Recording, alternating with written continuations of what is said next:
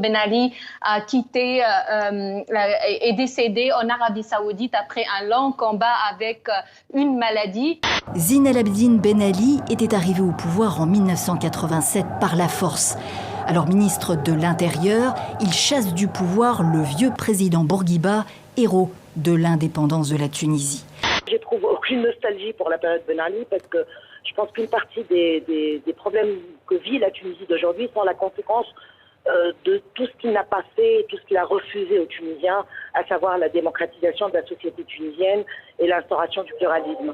Son départ, l'ex-président Ben Ali, son départ, finalement, ne signifiait pas le départ d'une pratique, une pratique qu'il a institutionnalisée pendant plus de 24 ans au pouvoir. Et ces pratiques mafieuses, c'est évidemment l'autoritarisme qu'il a exercé pendant son pouvoir.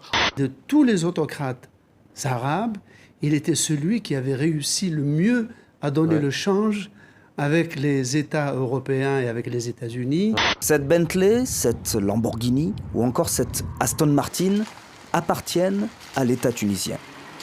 Avant, c'étaient les membres du clan Ben Ali Trabelsi qui les possédaient. 180 voitures saisies à la chute du régime, dont une cinquantaine de très haut de gamme.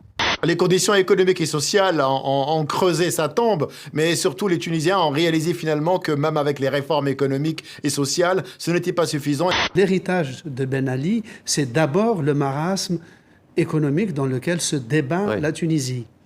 L'aspect positif de l'héritage, c'est la démocratisation pratiquement sans accroc de la Tunisie. Ironie de l'histoire, c'est au moment où la Tunisie élit son deuxième président depuis la révolution de 2011 que survient son décès. Au moment également où son retour était évoqué en Tunisie, il avait ses nostalgiques et même ses partisans jusque dans les rangs des candidats à la présidence tunisienne. Nabil Karoui reste en prison. La justice a refusé sa demande de libération. C'est la troisième fois que cela arrive depuis le début de cette affaire. S'il est élu président, qu'est-ce qui se passe ? Ben, il deviendra le président de la République. Ça suspend toutes les procédures en cours. Du coup, c'est bon, quoi, tout s'arrête.